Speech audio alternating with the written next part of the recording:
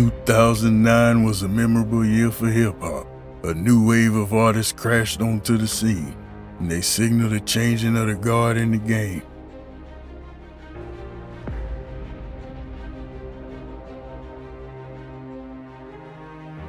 Tyler, the Creator, burst onto the scene with his self-produced album, Bastard, after being one of the founders of the group Odd Future. This wasn't your typical hip-hop project. It was dark and unapologetic. Tyler's lyrics were provocative and often shocking. He tackled taboo subjects with a rawness that made people uncomfortable. But beneath the surface, there was a vulnerability. Bastard was a statement. Tyler wasn't afraid to be different, and he embraced his individuality. He gave a voice to the outcasts, the weirdos, and the kids who didn't fit in. His influence can't be denied, as he produced for many other artists. He ushered in a new era of experimentation. He showed that it was okay to be different, to be yourself, no matter how unconventional.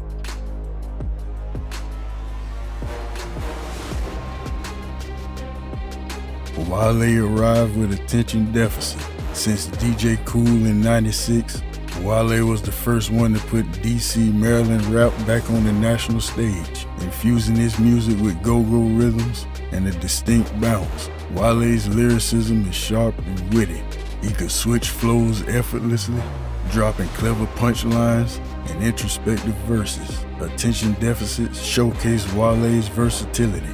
He could craft radio-friendly hits without sacrificing his artistic integrity. He wasn't afraid to experiment, blending genres and pushing boundaries.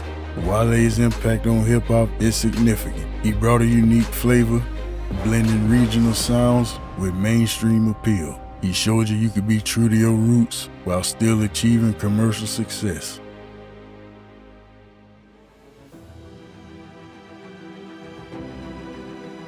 Kid Cudi, Man on the Moon, Pioneer on Earth.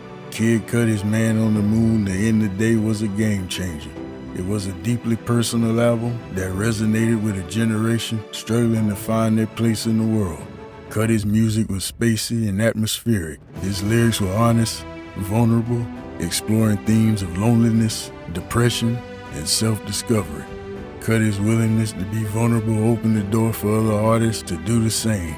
He helped destigmatize mental health in hip-hop, creating a space for honest conversations. Cudi's legacy is profound.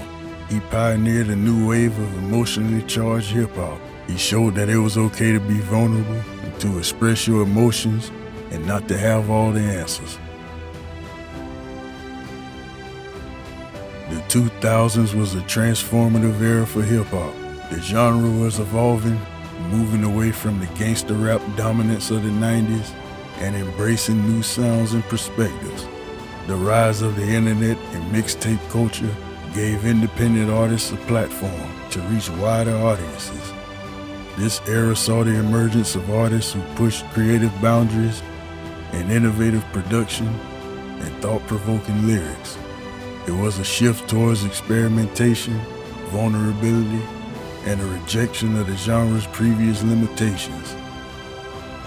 We're starting from the bottom of the 2010s next, but for the 2000s, it's a wrap.